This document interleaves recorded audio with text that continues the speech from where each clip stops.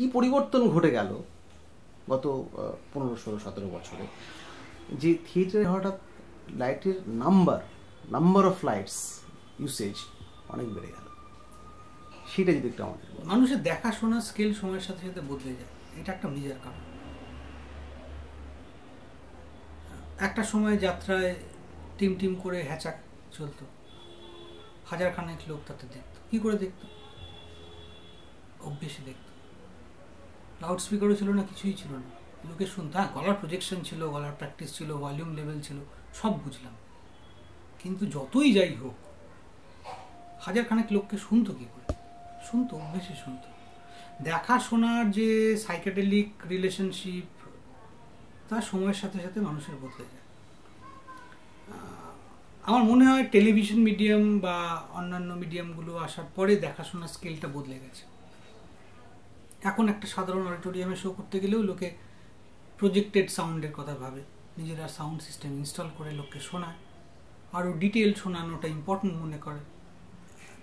আজ থেকে 50 বছর আগে মানুষ যখন দেখতো, তখন অনেক জায়গাতেই ইলেকট্রিসিটি ছিল না, থাকলেও ইলেকট্রিসিটিতে একটা ঘরে একটা এইরকম একটা ল্যাম্প জ্বলত। কখনো কখনো, বেশিরভাগ সময়, অনেক সময় আমারও ছোটবেলায় দেখেছি দীর্ঘ সময় লোডশেডিং থাকতো। লো অ্যাঙ্গেলের থেকে একটা লণ্ঠন, মোস্টলি লণ্ঠন, কারোর বাড়িতে হয়তো প্রদীপ, এইসব জ্বলতো টলতো। তাতে মানুষ যেভাবে দেখতো, একটা খোলা জায়গায় দেখতে পেত, অনেক দূর অব্দি খোলা জায়গায় মানুষের চোখ চলে যেত। সেই দেখার স্কেলটা আলাদা ছিল। 40 বছর আগে এর থেকে অনেক কম আলোতেও লোকে যেন পরিষ্কার এক্সপ্রেশন দেখতে পেত, মনে করতো তারা এই মানুষের দেখাটা অ্যাকচুয়ালি কন্ট্রোলড বাই তো ব্রেন। ব্রেন একটা একেবারেই একটা কি বলবো, একটা নিউরাল কিছু সিনক্রোনাইজেশন, সেই নিউরাল সিনক্রোনাইজেশনটাই আমার দেখা। মানুষের চোখের ওই আপনারা একটা করেন না, হোয়াইট ব্যালেন্স করতো আগে, একটা বেসিক ফান্ডামেন্টাল একটা কিছু প্রাথমিক কিছু ধরে নেওয়া হতো, মানুষের ব্রেন ওটা এখন ধরে নিয়েছে যে মিনিমাম লাইটের লেভেলটা হচ্ছে এইটা, তার উপরে হলে হাইলাইট, তার নিচে চলে গেলে লো লাইট। এই স্কেলটা আমার মনে হয় আগে অনেক নিচে ছিল। মানে যদি আমি একেবারে অপথ্যালমোলজিক্যালি বলি, এই স্কেলটা আমার মনে হয় নিচে ছিল। এটা একটা মেজর কারণ, মেজর ইস্যু। 2 নম্বর হচ্ছে যে আরেকটাও কারণ প্যারালালি, সেটা হচ্ছে যে অনেক ধরনের আলো এখন বেরিয়েওছে, যে আলোগুলো তুলনামূলকভাবে আগে তুলনায় স্কেলে সস্তা।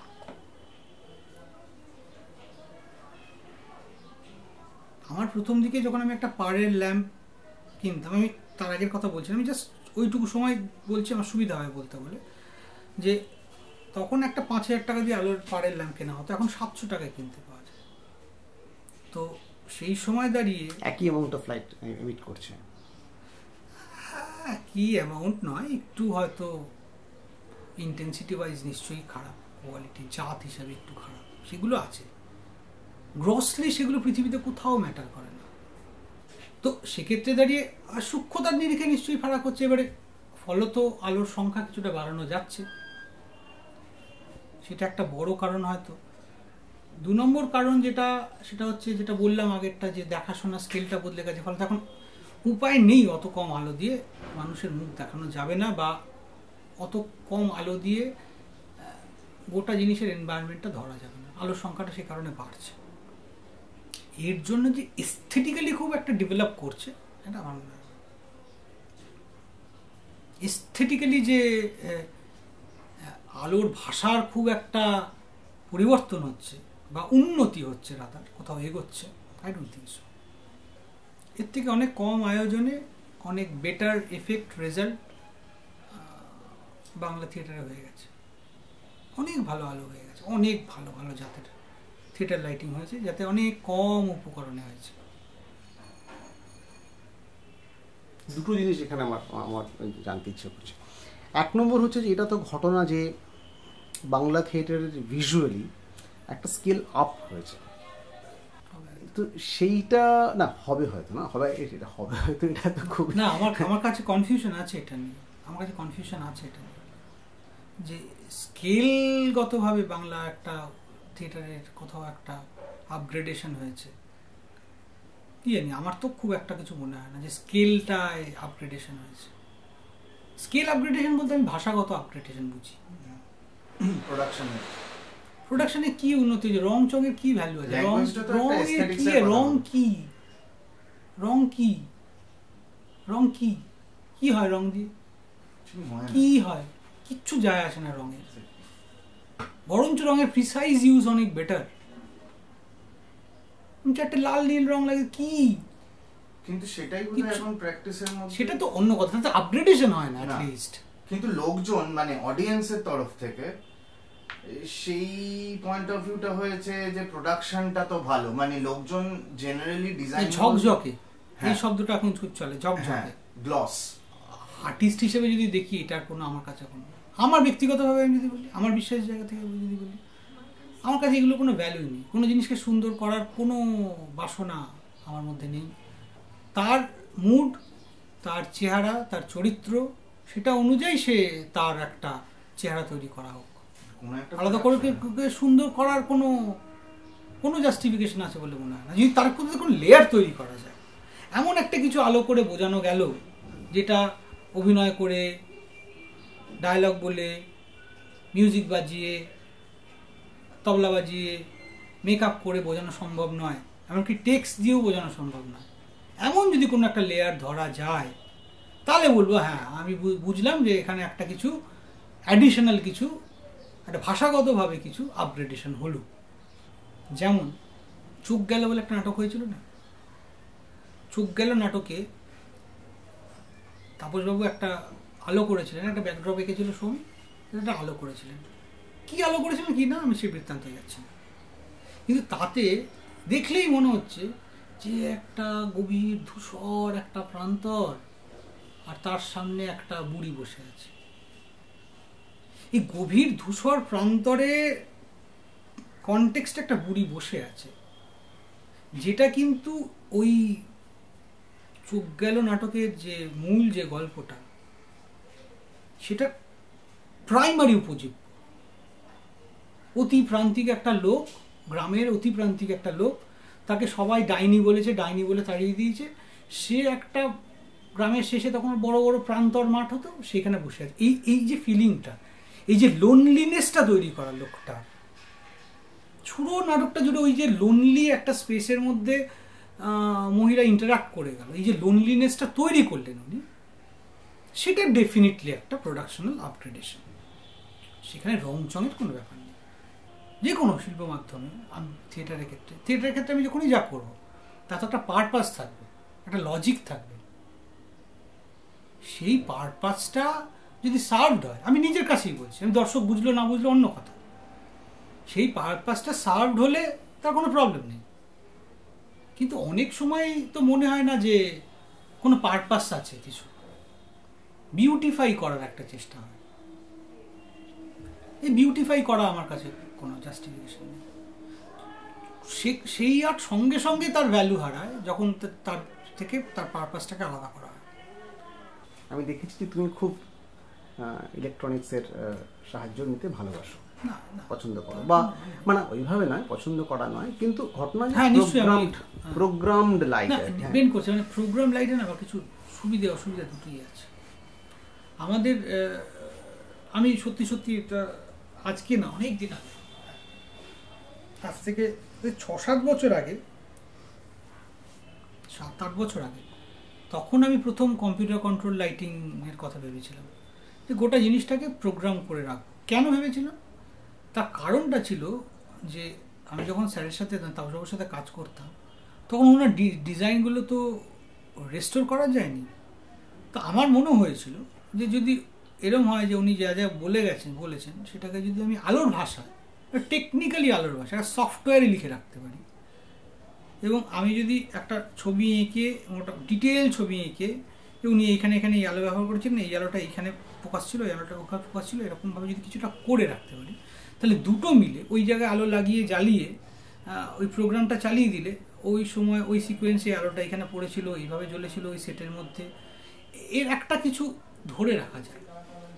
2 নম্বর যেটা, সেটা হচ্ছে যে একটা ডিজাইনার্স ডিলেমা একটা খুব ইম্পর্টেন্ট জিনিস। অর্থাৎ আমি একটা নাটকে আলো ডিজাইন করে গেলাম, তারপরে সেই নাটক চলতে চলতে যে অপারেট করছে সে আলোটাকে বদলে দিল, তার মতো করে বদলে যায়, বহু ক্ষেত্রেই যায়। যে অপারেট করছে তার মতো করে সেটা বদলে যায়, তার মতো করে গুছিয়ে গাছিয়ে নিয়েছে। যে আমি যে কিছু সূক্ষ্ম কাজ করেছিলাম তাতে, সেই সূক্ষ্ম কাজগুলো গোদা হয়ে গেল। শিল্পের ক্ষেত্রে না সবটা বলে বুঝিয়ে হয় না, না আমি যেটা পুরোটা বলে দেওয়া যায় না। আমি বলে দিতে পারি এই সময় আলো জ্বালাবে, এই সময় নেভাবে, এই এতক্ষণ ধরে আলো জ্বলবে, এতক্ষণ ধরে নিববে, এই সেই সবই বলতে পারি, এই মিউজিকের সাথে জ্বলবে এইটুকু, কিন্তু পুরোটা বেঁধে দেওয়া সম্ভব নয়। সেক্ষেত্রে হিউম্যান এলিমেন্ট একটা খুব ইম্পর্টেন্ট ফ্যাক্টর, এবং আমি সেটাকে খুব মানে ওপেন হার্টেডলি অ্যাকসেপ্ট করতে চাই। হিউম্যান এরার, হিউম্যান এলিমেন্ট, থিয়েটারের ক্ষেত্রে হিউম্যান এলিমেন্ট খুব ইম্পর্টেন্ট জিনিস। তবু আমার মনে হয়েছিল যে যদি গোড়াটাকে এরকমভাবে কিছু একটা প্রোগ্রাম করে রাখা যায়, তাহলে সেক্ষেত্রে প্রত্যেকটা শোয়ে একই রকম ভাবে আলোটা করা সম্ভব। ভুলের চান্স অনেক কমে যায়। প্রফেশনালি ভুল ব্যাপারটা খুব খারাপ। যে কোনো প্রফেশনাল ফাংশনে ভুল হচ্ছে জিনিসটা ভালো না, তো সেটা করা যায়। তো সেক্ষেত্রে দাঁড়িয়ে আমি সেরকম করলাম, হলো, কিন্তু সেভাবে এটা লোকজন খুব একটা অ্যাকসেপ্ট করলো তাও নয়। তা আমি নিজের জায়গা থেকেই করেছিলাম। যেগুলো প্রি প্রোগ্রাম বেশি ভালো করা যায় সেগুলো হচ্ছে যেগুলো ওই বিক্রমদের কাজের মতো কাজে, যেখানে মিউজিকের সাথে একটা খুব টানা বেঁধে থাকার সম্পর্ক আছে, বিশেষত ডান্স থিয়েটারে সেটা করা যায়। যেখানে অনেক বেশি ওয়েল রিহার্স শুধু না, ওটা পুরোটাই মিউজিকের বাঁধায় আছে। মিউজিকটা যেরকম, মিউজিকের টাইমিংটা তো বদলাতে পারবে না। ওই যেরকমভাবে যতটা মিউজিক আছে, যে সময় ধরে আছে, তার মধ্যেই সেই তালেই ওকে করতে হবে, সেই তালেই চেঞ্জ হবে। মিউজিকটা যতক্ষণ চলবে ততক্ষণ ধরেই হবে। স্টেজে দাঁড়িয়ে যখন একটা লোক অভিনয় করে কথা বলবে, তখন সে তো তার টাইমিং বদলে যেতেই পারে। আমার অবশ্য দুরকমই আছে, কিউ বেসডও আছে, কিন্তু আরেকটা যেটা মেজর প্রবলেম হলো, তাও হতে পারতো, কিন্তু মেজর যেটা প্রবলেম হলো সেটা হচ্ছে যে কম্পেটিবিলিটি প্রবলেম। সেটা আপনারা নিশ্চয়ই বুঝবেন যে আমার পক্ষে এই সব যন্ত্র নিয়ে বাঁকুড়ায় শো করতে যাওয়া অনেক সময় সম্ভব নয়, বা সে বোকারোয় শো করতে যাওয়া সম্ভব না, অত যন্ত্রপাতি নিয়ে যাওয়া যাবে না। ওখানে যে যন্ত্রপাতি পেলাম তার সাথে এগুলো কম্প্যাটেবল নয়। ভারতবর্ষে কোনো তো মানে স্ট্যান্ডার্ড মেনটেন করা হয় না। আমাদের যেগুলো লোকালি যেগুলো বানানো হয় জিনিসপত্র, স্পেশালি ডিমিং ডিভাইস, যেটার মূল কথা, ডিমিং ডিভাইসটার প্রোটোকল আছে। তো আমরা এখন ডিএমএক্স প্রোটোকলেই চলে, তো সব জায়গায় সেই প্রোটোকলটা মেনটেন করে জিনিসপত্র বানানো হয় না, কম্প্যাটেবিলিটি প্রবলেম হয়ে যায়। নিয়ে গেলাম, করতে পারলাম না। ম্যানুয়ালি ওটাকে চালাবার চর্চাটাও নেই, ফলে তখন চালাতে গিয়েও মুশকিল হয় ম্যানুয়ালি। সব কিছুরই সব দিক আছে, এর যেমন ভালো দিক আছে, এর খারাপ দিকও আছে। একটা মানুষ আলো চালাচ্ছে, মানুষের মন দেখবে, এই চোখ দেখবে, মন ভাববে, আর হাত কাজ করবে, এটাই হওয়া উচিত। কিন্তু বাস্তবে সব সময় তো ভালো অপারেটর পাওয়া যায় না। একজন সেন্সেবল অপারেটর, একজন সেন্সিটিভ অপারেটর, তার তো খুবই অভাব। কটা লোক আছে? অধিকাংশ ক্ষেত্রেই তো যারা অপারেট করে তারা ডিজাইনার যেটা ডিজাইন করলো সেটাকে পাখি পড়ার মতো করে একটা মুখস্থ করে শুধু চালাতে থাকে। তার যে ডিটেলটা, তার যেভাবে সে ভেবেছে, তা সেই জায়গায় ঢুকে তো সে কাজ করে না। বাবুনের মতো অপারেটর কটা?